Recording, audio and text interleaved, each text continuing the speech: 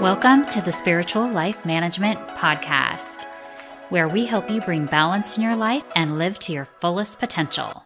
With your host, Gretchen Smith. Hello, thank you for joining me today on the Spiritual Life Management Podcast. Today I am joined with April McMurtry, an internationally known lunar facilitator and course creator. She has helped thousands of people connect with the lunar cycle to energetically align their mind, body, and spirit during times of transition and self-discovery. She's the founder of The Moon is My Calendar, where she offers students a variety of resources and courses, including her signature self-published annual New Moon Calendar Journal. And April is also a mother and has a background in expressive art, yoga, and meditation. Welcome to the show, April. Thank you. Thank you, Gretchen. Thanks for having me.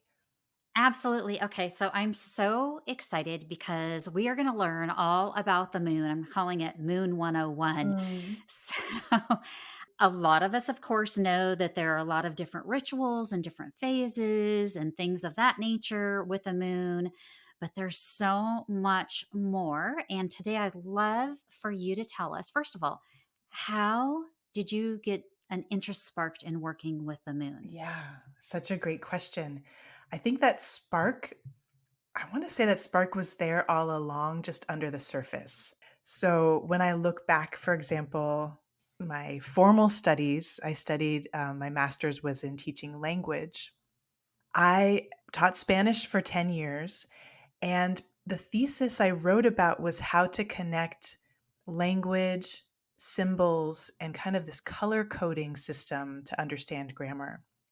And for those of you who speak Spanish or know that, many of the Romance languages have the nouns are masculine and feminine, I wanted to share with students like certain words are moon words and certain words are sun words. And so to have language about bringing the sun and the mythology, the sun and the moon in to teaching language. So it was kind of already working its way in to what I was doing that is a whole other chapter of my life. And really, the initiation into motherhood for me was the realization of needing more rhythm. And that's something that connecting with the lunar cycle and any cycle in nature can help us lead a more rhythmic life.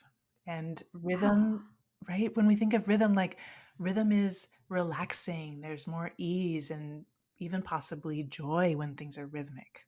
Right. Yeah. There's a comfort in it. Yeah, there's a comfort and there's a kind of familiarity, and it's not. I like to distinguish between rhythm and routine.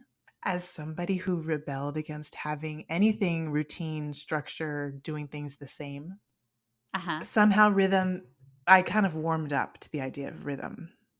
And so the initiation into motherhood, I just saw like, wow, my life is a little too chaotic. How I go about my days is like kind of, very creative, but also not the kind of rhythm that a child needs. So those are patterns even around the most basic sleeping and waking, the rhythm of night and day. How do we honor those? And how can connecting with the moon help us to honor that time that's needed for rest and recovery and all of the digesting our experience? So there's these little parts and paths that weave in. And I started meeting with a dear friend, Sita Davis, on the new moon. I can't even think of what year. It's been more than a decade. It's probably been like 15 plus years. And so we started establishing this rhythm and pattern for ourselves of connecting on the new moon. We both had young children at the time, so we never really got to go deep with sharing what was going on in our life because of Right. life pulling us away. And so we really just reflect on the past cycle and set intentions for the upcoming cycle and had our own little moon circle with each other and maybe whoever else was there. And that went on for many years. It was a way to get into the flow of lunar time, of actually looking at the calendar and seeing, okay, this cycle, the new moon is on a Wednesday, and next cycle, the new moon is going to be on like Friday. And so planning ahead to the lunar time rather than what was convenient for, oh, let's do it on the weekend or whatever it was. So that's kind of an interesting way to schedules that run Monday through Friday, that is one calendar that the Gregorian calendar that many of us are familiar with, that is a more of a linear time experience. Right. And so when we start to connect with this more like weaving rhythmic time of the moon, then we see, oh, it doesn't fit in those same boxes. That is so fascinating. So, I mean, you got to tell me a little bit more on how you established meeting on the moon, on the new moon or in the moon Mhm. cycles. Was it just something that just by happenstance came about, and then you delved into it a little bit more and I explored the know. moon phases? Yeah, it must have been. I think there was things that were like at the yoga studio where Sita and I were going. They probably had some rituals around new and full moons, but we just kind of took it into like the home living room, more intimate Uh huh. space.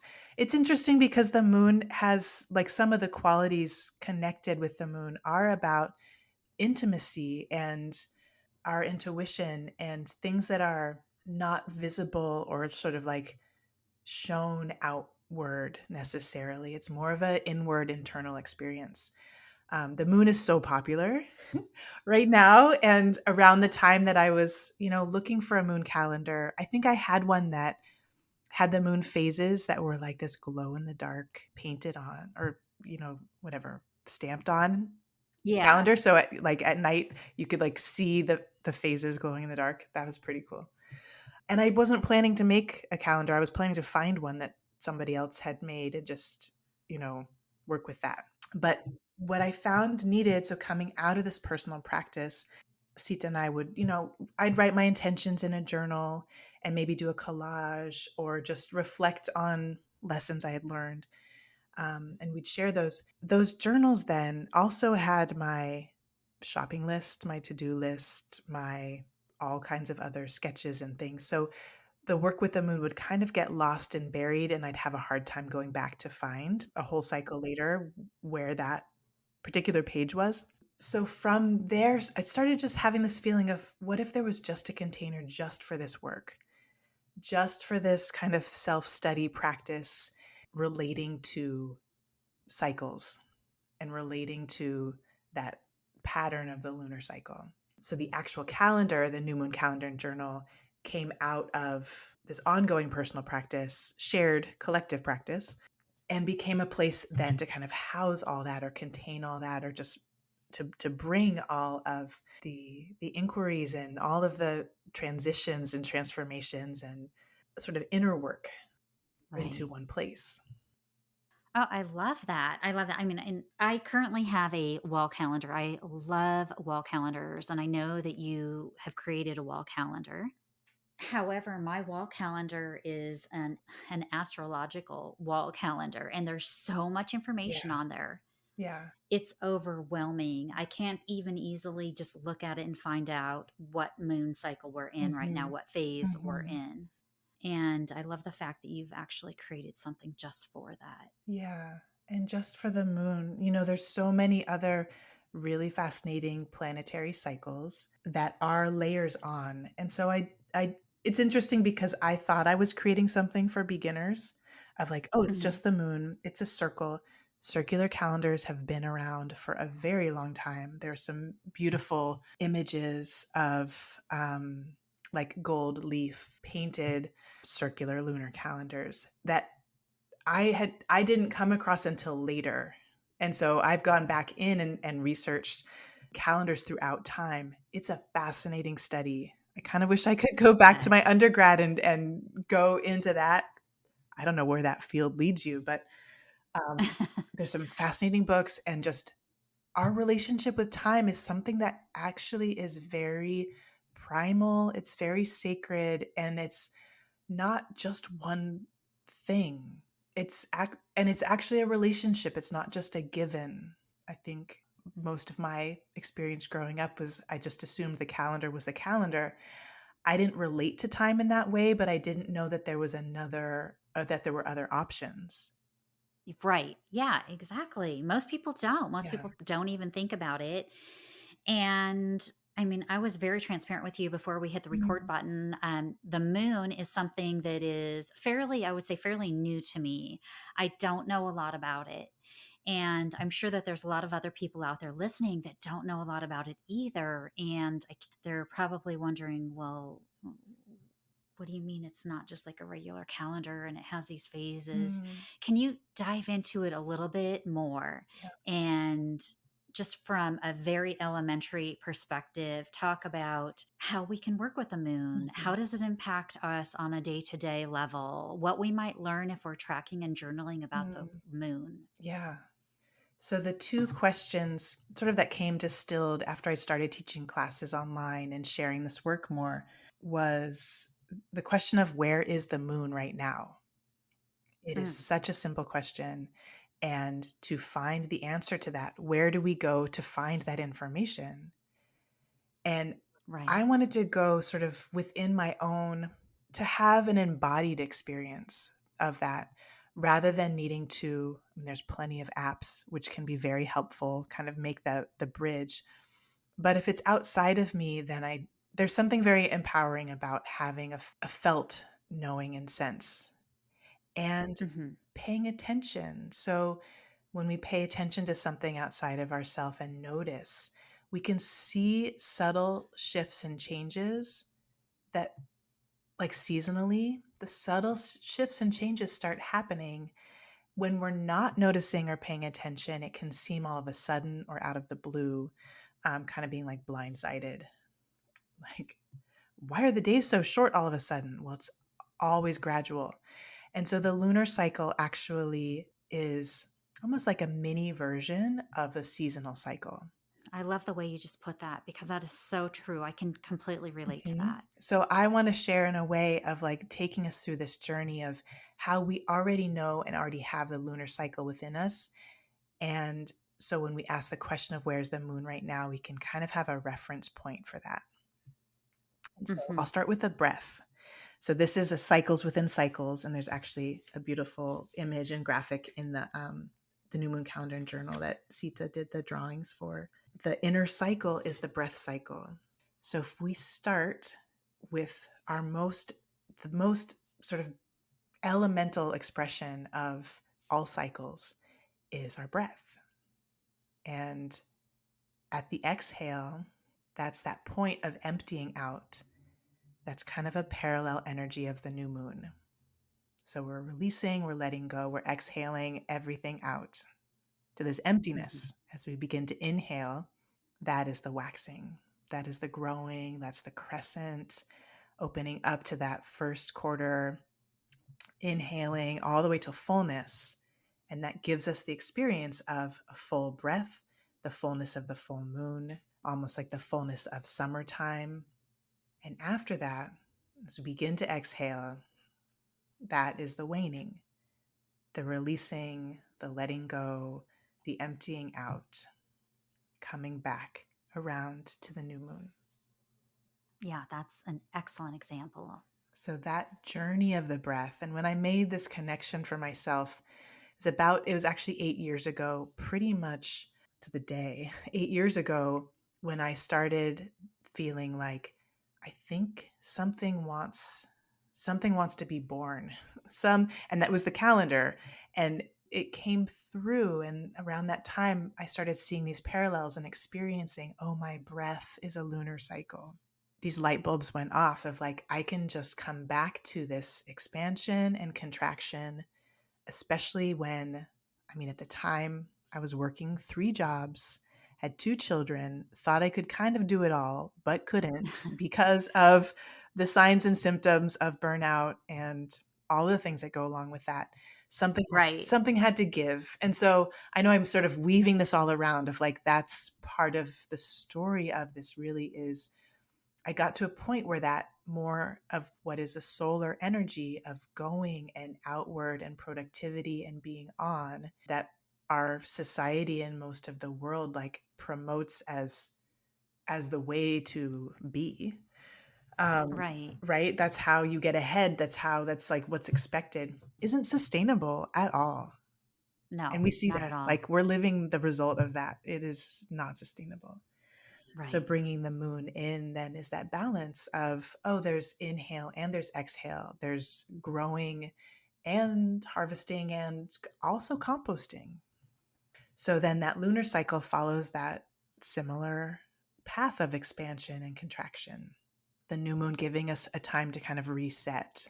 Okay, what are my priorities? It's kind of like I'm about to go on this journey with the lunar cycle. Um, and I'll say just kind of the moon 101. If you ask most people how many days are in a lunar cycle, they'll say 28. And I hear this all the time. And I probably thought it too. I don't know if I even really thought how many days are in a lunar cycle, Right. right? Like our months have different amounts of days. I don't know what the moon, I don't know. To sit down and actually map out the circular calendar, I went through and counted each cycle to see how many sort of like little slices of the pie to put in the circle. And this is something I drew out of like a watercolor, very fluid, and it's something I went and I showed it to my husband and I said, okay, will you help me make this digital? Can we translate this to be more like precise and accurate and, the way that it looks now? So he was translating something that was very lunar and fluid into something that was more like structured and precise. So because there are 29 and a half days in a lunar cycle, some cycles when it kind of lines up with, starting at the new moon, it's new moon to new moon. Some will have 29 and some will have 30. So even there, just by working with a lunar calendar and a circular calendar, it almost asks for us to be more flexible, Yes. right? Like what do you mean Absolutely. some are Oh, 29 and yes. some are 30? Like, no, it needs to be, the same. I know so many light bulbs are going off for me because I mean, I've heard people debate about how many days are in a year. Mm, And I know there's a lot of people out there going to be saying, "What do you mean how many days are in a year?" mm, Well, there's people that dispute how many days there are in a year and they're basing it off of the moon. mhm. So there's just all these different ways of looking at how we're tracking our time. And you really have to throw the standard calendar in the trash and think outside of the box to really wrap your mind around it if you're flowing with the actual moon or the seasons. Yeah. And for me, I've come to the point of there, it's like simultaneous. The linear calendar and the Gregorian calendar gives us a way to like meet today to have this podcast. We could have said Right. like, okay, 3 days, 4 days after the full moon at, ways of measuring time that would have been more of what our ancestors would have gone by: solar cycles, lunar cycles, light cycles. It gives us a precise way, and time is measured by what is it? The An atom, the vacillation of an atom gives us universal time is like coordinated by this very technical, very precise thing. And the fact Right. is, everything wobbles. The earth and moon, like they go at different speeds at different times. To be precise about something that really is more flexible or just flowing, Yeah. we need that structure and the flow. So both are kind of there to support us. It's just that the flow part of it has been cut out of the picture for the Gregorian calendar. And there's other calendars. The Islamic calendar, the Hijri, is a lunar calendar. The Hmm. Jewish calendar is a solely lunar, so it kind of coordinates with the moon. Even looking, I mean, there's calendars all over the world that are lunar based. So it's almost like thinking about, well, when does the new year begin? Like at what point is the year ending and beginning? Right. And culturally and regionally, like that varies as well. And I was actually born on New Year's Eve. That's my birthday. So this is very personal to me because I think about like, oh, I'm born right at this cusp time, this kind of liminal space between something ending and beginning. And it's a little arbitrary. Like, why then? Right. Yes. So, have you noticed in your work that people born under certain moons have certain characteristics? Such a great question. There's actually somebody who writes about that, and I think often anyone who's credited with writing about something, there's more ancient roots and sources to this about kind of like a 8 phase personality type of the moon that we're born under coordinating with certain qualities and characteristics. The I say astrologer, but he was many other things besides an astrologer, but he's known for writing about the lunar cycle. Dane Rudyard sort of mapped out qualities and characteristics of somebody who's born under a new moon phase versus a full moon phase. And I actually have, there's a course called Know Your Moon that I'm beginning to have it be evergreen. It's sort of a work in progress, but part of the interest was to create, and there's a tutorial on the website, so you can look up the phase you were born under and and start to sort of associate some of the qualities and characteristics. Those qualities and characteristics tie us into this other larger harvest cycle of energy, of beginnings of things, of unfolding and developing, of that and that releasing. So that really just basic energy.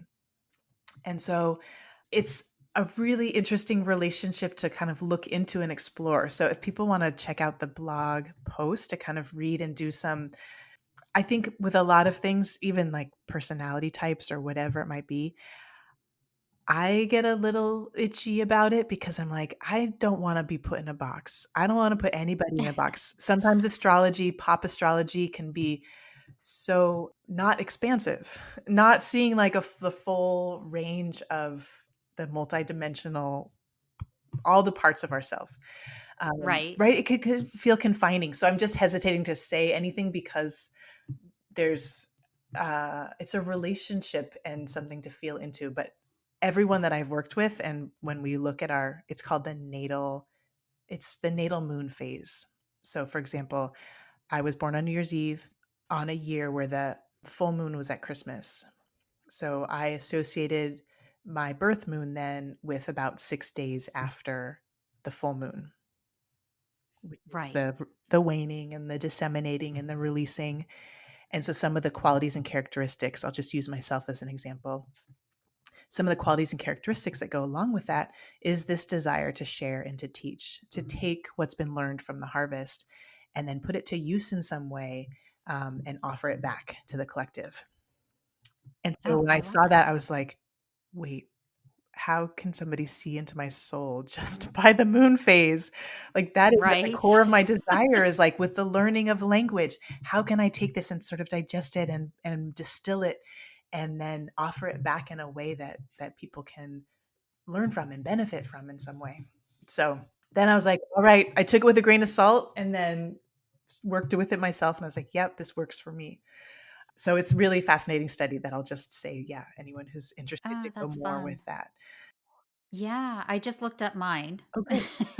And apparently I'm a waxing crescent. Mm, So, and what I read is that I think it does fit me a little bit. That's kind of the more like getting going, I yeah, guess yeah, is one way to put it, right? yeah, Getting going. And I'm a Taurus sign, but I'm right on the cusp of an Aries. And I feel like that waxing is maybe a little bit more of a Aries energy than a Taurus, but it yeah. makes sense to me. Yeah. Right. So there's even these overlaps of the initiating, right? What initiates both the waxing crescent is initiating the cycle. It's like the rebirth, like, all right, let's go, let's go. We're doing this. We're gonna go. And Aries has a very parallel. Uh, I'm born ready, like head first. Come on.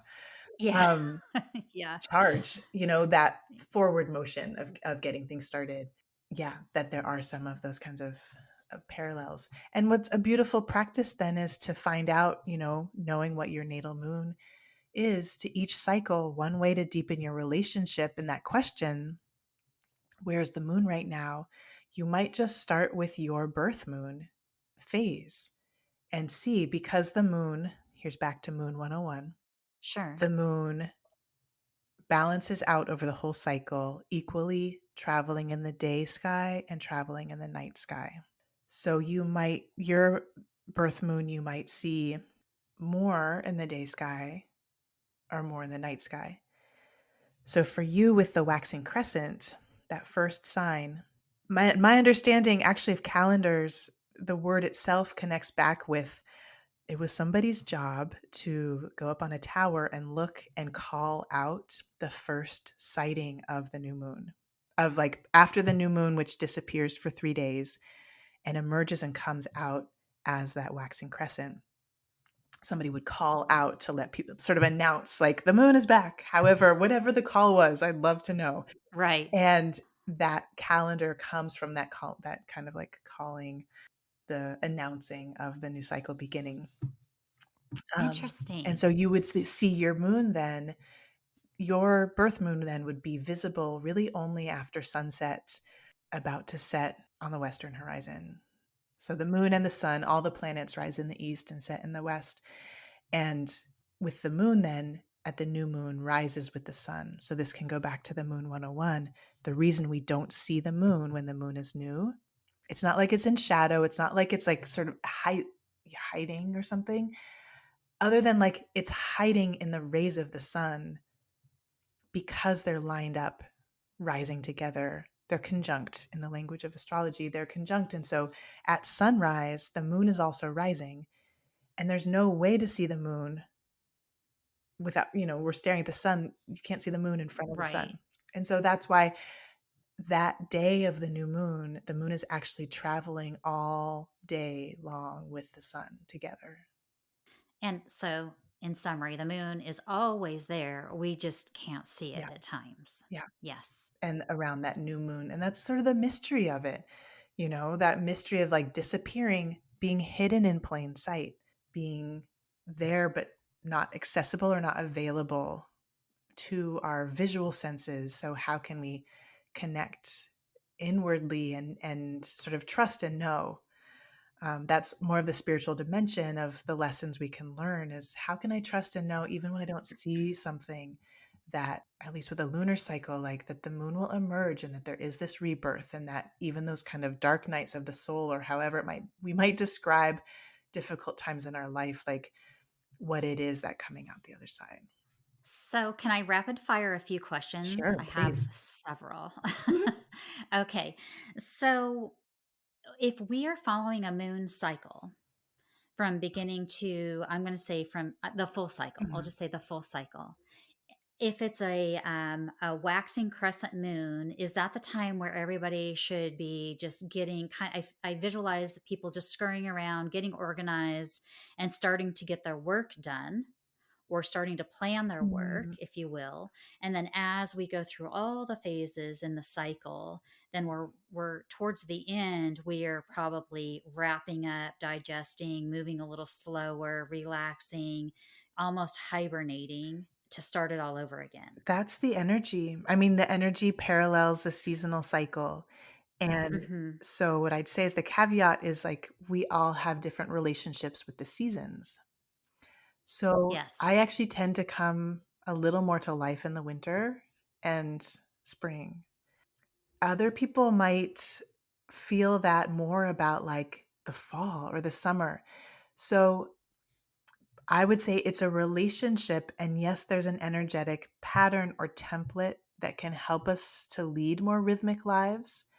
And so trying it out, I think that's part of the interest and the fun and why it never gets old, is that there's Right. an amount of experimenting to see what works for me. I definitely feel almost like this big like burst and gust of energy at that waxing crescent beginning of the cycle. Uh-huh. I feel that only if I have respected the time of rest and hibernation before. If I've worked all the way through that, it doesn't matter. I'm not going to feel like fresh energy at the beginning of the cycle because I'm the times where I'm not flowing with that, then I'm still playing catch up from Right. from the carryover. Yep. So I think sort of that question about one way to work with the lunar cycle then is to see how can I map out the starting out fresh projects. And I like to say this, I actually started a podcast recently. And what are the areas in our life that we can bring more rhythm to? So Hmm. if I'm doing a project, how can I be rhythmic with how I'm working with the podcast? So at the beginning of the lunar cycle, for example, I might, I'll reach out to new people, kind of see what ideas are there for different conversations. And then from there, like past the first quarter, then I might do the work of actually recording some of those conversations. I like to publish around the full moon as a release of the time of like when the moon is more visible, Hmm. of things that want to be visible, getting more of a spotlight, and even like finding what can be cyclical about that. And does the editing work for me better in the waxing time or the waning time? And then can I plan in downtime of not doing anything with it so that I can come back Right. fresh and feel like, oh, okay, now I'm coming back to this fresh. It's working against the grain, and in some ways it's, you know, kind of the 9 to 5, how business as usual is set up is not rhythmic and doesn't allow for that time of more rest and digestion to then have the energy. Like, Right. we need to, Yeah. like, renew that in some way, and so for those of us who work for ourselves, how can we set up a schedule? For those of you who are listening who may be, like, managers or, like, have the ability to possibly shift things and change things for work schedules, like, how beautiful would it be to live in a world, and the world that I wanna live in, and even in school, thinking about how can I maybe assign something new at the new moon. It's only 2 weeks later to the full moon, so it depends on kind of the amount of work. Have it do at the full moon, share that, celebrate, and then, have downtime to not start something new again right away. Right. That's Exactly. the breathing room, and so how can we build the moon just in the ways that we can work with the moon? How do I build in that breathing room for myself and for others? And, like, can we have the ripples go out into our society and world to have a more rhythmic way that kind of respects even what the cycles in nature and the moon is showing us? Right. And another question I have is really about how our body interacts with the moon, if you will. I know that for me, if it's full moon, I find it really hard to sleep. Mm, And now I know that so much that it's just like, okay, it's a full moon. If I sleep great tonight, that's just going to be absolutely mhm. amazing, and I'm going to embrace it. If not, I know it's not that big of a deal. Yeah. I almost come to expect it. So there's that aspect of it.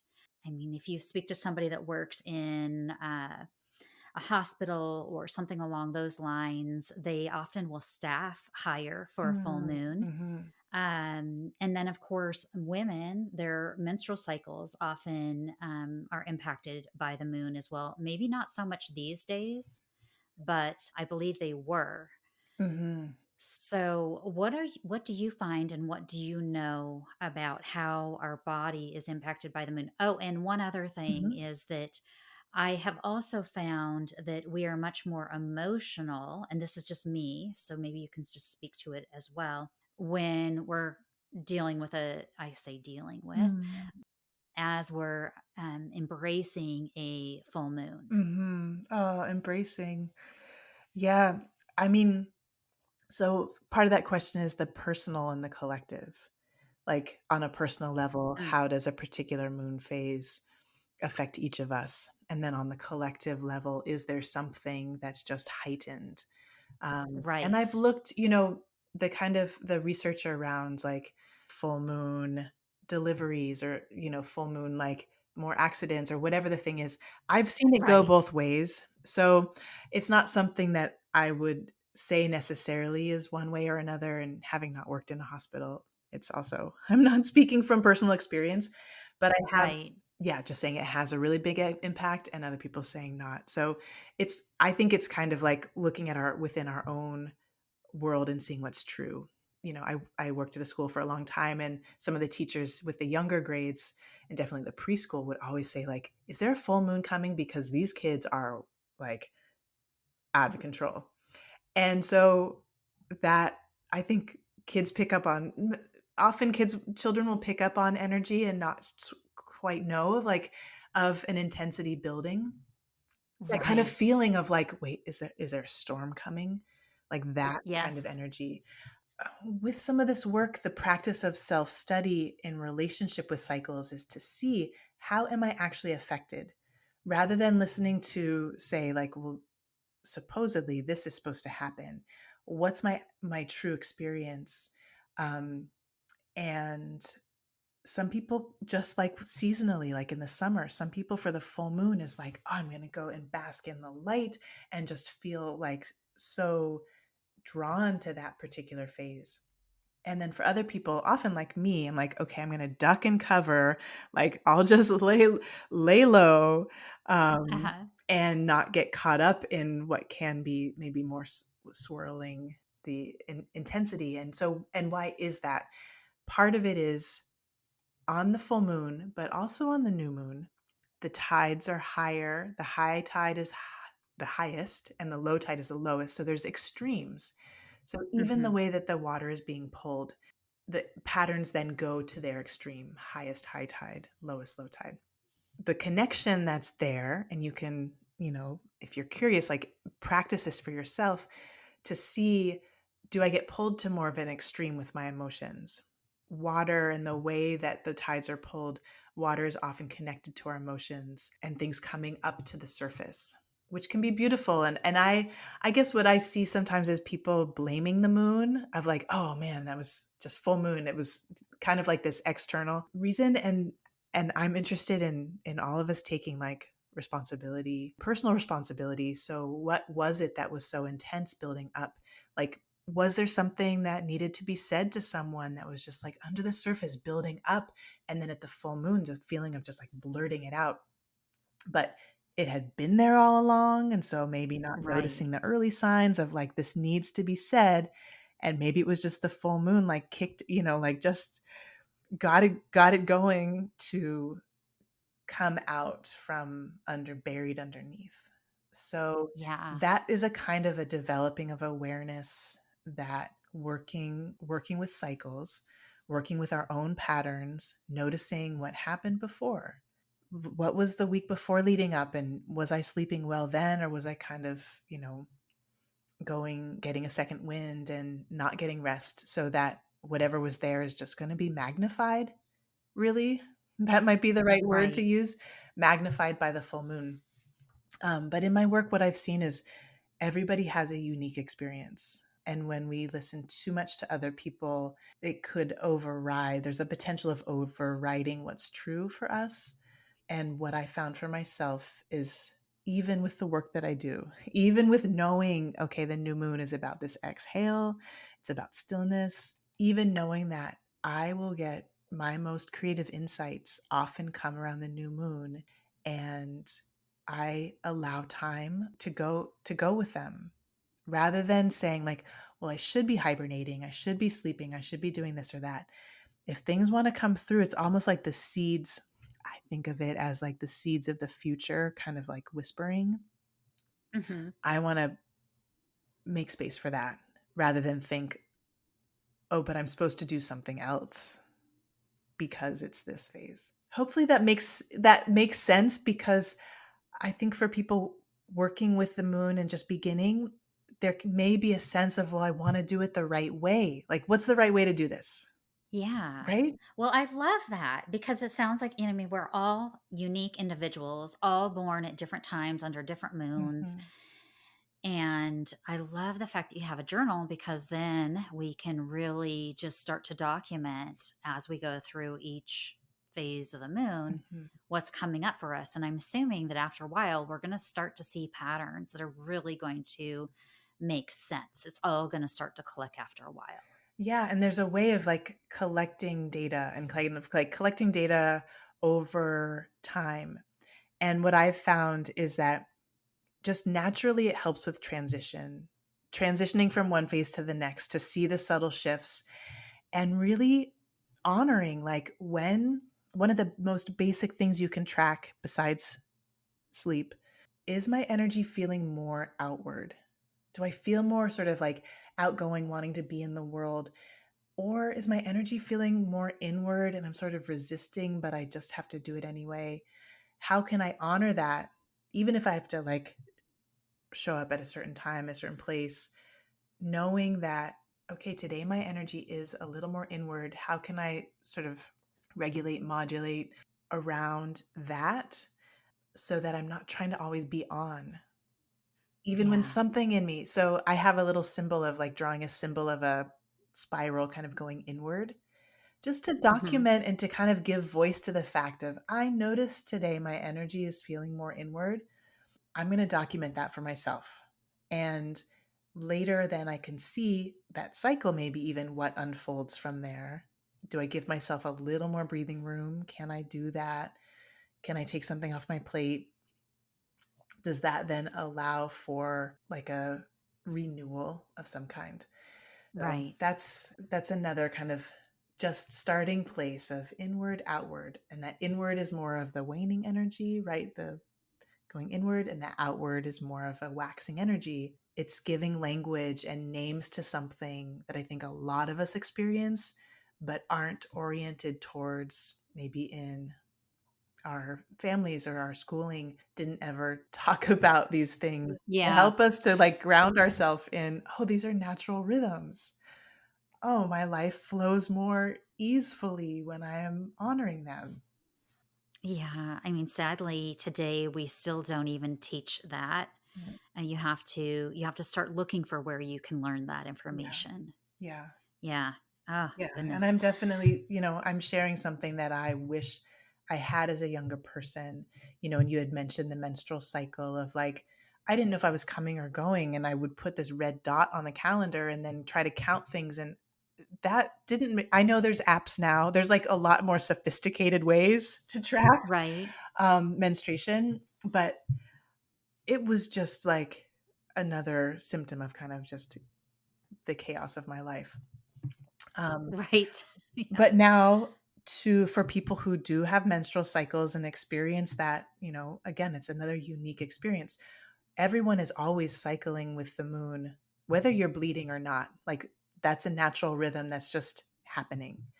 When we bring our awareness to it and find a way to kind of embody, oh, this cycle is it's in me and it expresses itself in all these different ways, just like the breath and the seasonal cycle. The menstrual cycle is another one of those cycles.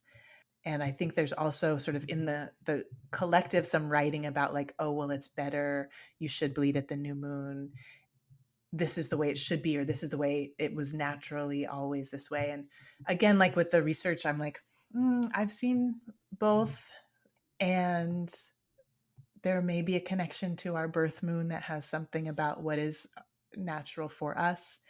And I'll just share in my own personal experience. My cycle goes through, I'll bleed on the full moon. 6 months later, I'm bleeding on the new moon. 6 months later, I'm bleeding on the full moon. My inner cycle shifts around.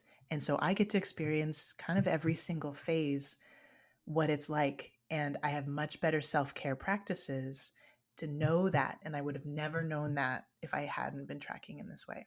Wow, that's Yeah. interesting. And I've heard Yeah. for a lot of people who then start to transition to menopause to have this anchor of the lunar cycle helped during a time of transition and irregularity. Oh, I love that. So you can really journal and work with a calendar in so many Yeah. different aspects of your life. I mean, really every aspect of your life. Yeah, and that's part, I was actually just doing some writing about this morning. It's in that way, it's part of what it's open-ended. It's not guided in the sense of, oh, you have to track this or that, the other thing. It's open-ended, and yet there's a container that you can bring your personal practice, even something like health practices or writing down symptoms or keeping like a food journal, looking for allergies, whatever the thing might be, to personalize it and customize it. So it's that tricky balance of giving enough structure Hmm. and starting place. And this is why I enjoy conversations like this, for someone to hear, like to spark the ideas that are relevant and relatable for them, Right. than to have more of that open-ended place to then bring your personal experience and practice to. Right. Now, I was just thinking for anybody on a self care or a self love Mm. journey, this would be an amazing tool as well. Yeah. What I have found is to be held by cycles, even to look at a circular calendar. and to see I'm always held. Yeah. That's not most people's experience with time. Usually No. and I've given some presentations and it's so fascinating to ask people what their relationship with time, how would they describe it? It's pretty negative. It's pretty like time is a bully. Like time is always out to get me and never enough and always like this crunch feeling and feeling like anxious and stressed even with the thought of it, of the concept. And so to work with a circular calendar and work with the moon, there's a much I have experienced and many of the people who've been working with this tool for year after year have said that there's a much more loving, accepting, okay, I went into that pattern again. Okay, I wasn't going to drink coffee every day, but here I am and I'm making the symbol and I see that I'm now drinking coffee every day. And now I'm, whatever that leads to, it's still held within this cycle. And there's always that chance, especially with the new moon, but really every day, every phase, but especially like I can reset.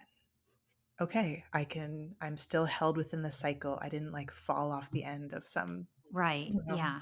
Okay. So I have to ask you, Mhm. you made a comment a while back that, the moon is really, it's become this popular thing all of Mhm. a sudden, Mhm. especially in the spiritual community. People having a lot of full moon Mhm. circles, new moon Mhm. circles, you name it, they're having a Mhm. circle for it. Mhm. What is taking place during these circles? Are we releasing? Is it intention setting time? How do we use this time? Mm. Yeah, I would bring it back to the each of our own, like, what do I need? I run an online circle for the new moon, along with Sita, and the way that we've held the practice, bringing in embodied practices just to bring us back to our own experience so that we can really feel into what do I need. Again, like, is there a right way? Like, is there a right time to set intentions? I would say, around the new moon, yes, it's a fresh start in many ways. Like people set New Year's resolutions at the new year. There's a lot of pressure that can go along with setting a resolution. With the Hmm. lunar cycle, it can be experienced as more gentle of like working with an intention for several cycles. I don't know what goes on in a lot of other people, like what other people are doing. I often don't like go to new moon or full moon gatherings because I have my own practice. The space that I like to hold really is time for reflection. I mean, when we think about like light reflecting on the water or the moon reflecting on the water and reflecting on our own experience, just to be given that container to be able to do that and also see what really wants to shift. Like when we set an intention and we put our energy in a particular direction, often it's because we're working to shift an old pattern, to bring in some new, like ask for the awareness to make a change. And especially like you said on a self-love journey. So I mean, there's all that's part of it is like just seeing what kind of space somebody else is holding. The moon offers the container and whatever we really want to be experiencing within that, the natural rhythm teaches us there is a time for planting the seed and there's a time for Right. like tending to that seed, to watching it grow and to harvesting it and possibly sharing it with others and then composting the rest back into the earth. Ah, how beautiful. Yeah. I think everybody definitely has their own rhythm, and we all have our own things that we could work on during specific phases. That's for sure. Mhm. Yeah, nice. Well, I know that when we originally were connected, that we talked a lot about, or I spoke with Jackie a lot about talking about Venus and the Venus Mm. connection. I know we've been on here quite a bit for quite a length of time, but could you just touch on that a little bit for me? Yeah, the Venus cycle. So I'd say the moon was kind of this gateway. It's like the gateway planet, even though I know the moon in astrology is a planet, the gateway planet into other cycles. And so for me, that next cycle was the Venus cycle and the patterns that the Venus makes with her orbit. Something that's really beautiful, and this can connect us back with observation and nature and connecting with the moon in the sky, is that Venus meets up with the moon once every lunar cycle. So if you look up to the sky to see both Venus, like that bright diamond, either morning star or evening star, which has its own rhythm, kind of like a pendulum, Hmm. that you can see either right before sunrise, morning star Venus with the crescent moon, or right after sunset, evening star Venus with the crescent moon. And it's just this beautiful, I think sometimes some things seem out of the blue, like even eclipses seem like, oh, where did that come from? All of a sudden it's eclipse. And there's a tendency to sensationalize some of these things. But when you know there's a rhythm to it, eclipses happen every 6 months. It's not like it's some out of the blue experience. There's a rhythm to it.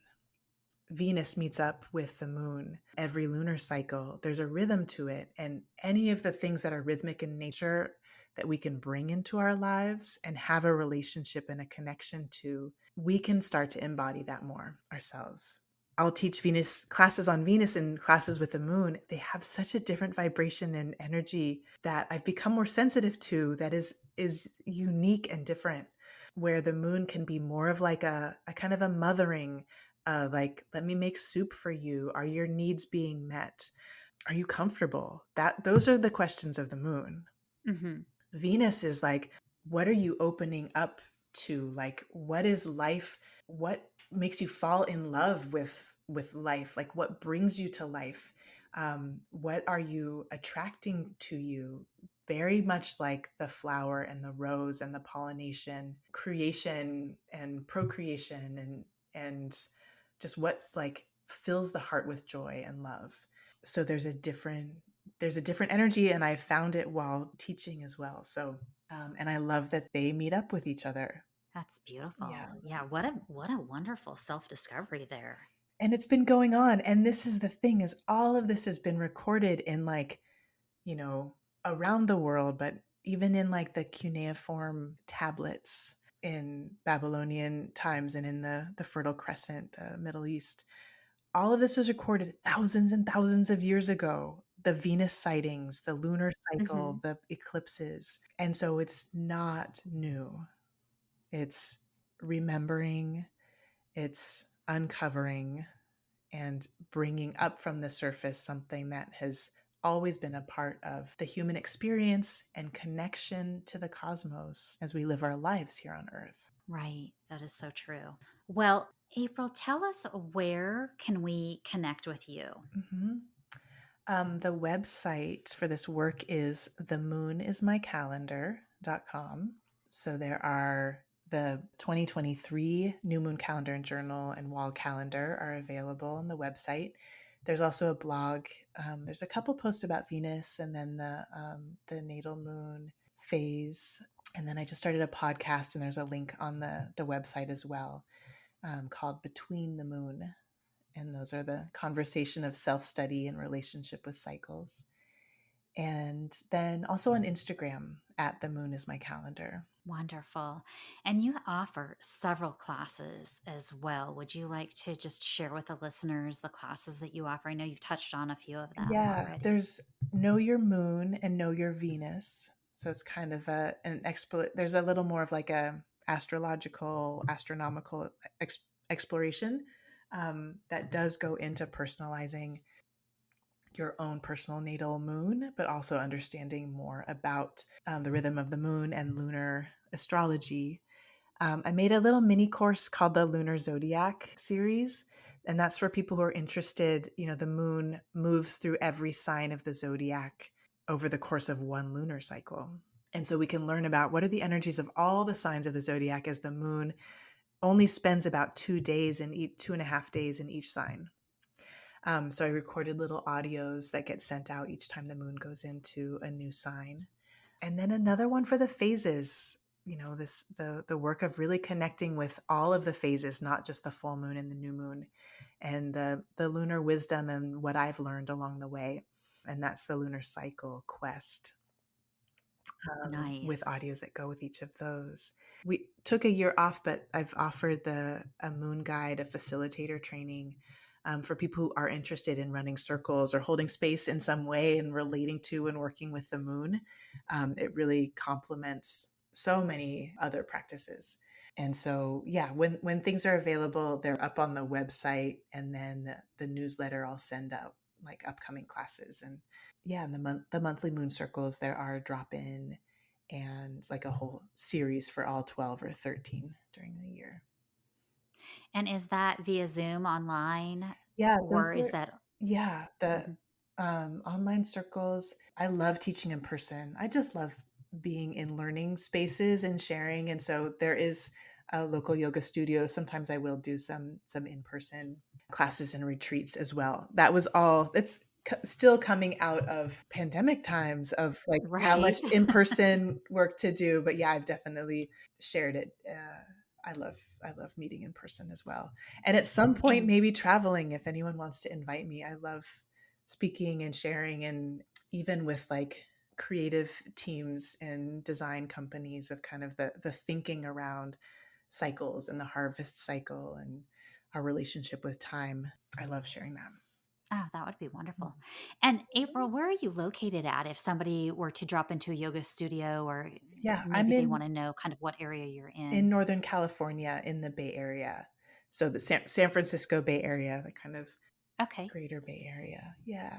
Oh, nice. Yeah. And I have to say that I've looked at your journal calendar and your website, and just absolutely gorgeous, beautiful paintings and artwork on your items, and just really pleasing to me. Yeah, that's probably the Venus quality of how to make something practical and beautiful. That's my Venus in Capricorn is like there has to be a practical, tangible application, and it also has to be beautiful. Yeah, it's gorgeous. So, if any of the listeners interested, definitely check out April's website, themoonismycalendar.com. It has all of her information on there. Your Instagram is the same as well, and Mhm. your podcast, Between the Moon. So, there's all different ways to connect with April. And April, this has been really fun and definitely taught me a lot about the moon. And I'm obviously would love to have you back on the show and learn even more. I would love to. This has been really, yeah, this is what I love to share and talk about, and thank you for the questions. I love getting to just see from different perspective and angle and kind of what's most helpful for somebody who is new to this and how to feel a personal connection, like they're and empowered to feel like, oh, this is my own relationship and I get to explore this in a meaningful way. Oh, I can't think of a better way to really do some self discovery. Yeah. Thank you, Gretchen. Well, thank you, April, and I appreciate you coming on the show. My pleasure. Thank you so much for joining me today on the Spiritual Life Management Podcast. If you like the podcast, please show your support by leaving a review on Apple Podcast or Spotify.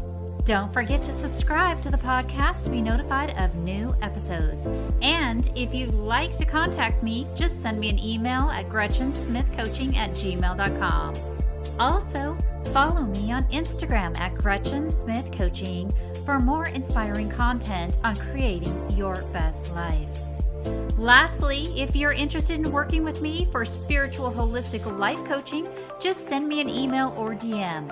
All information is below in the show notes under Linktree. Sending you love and namaste.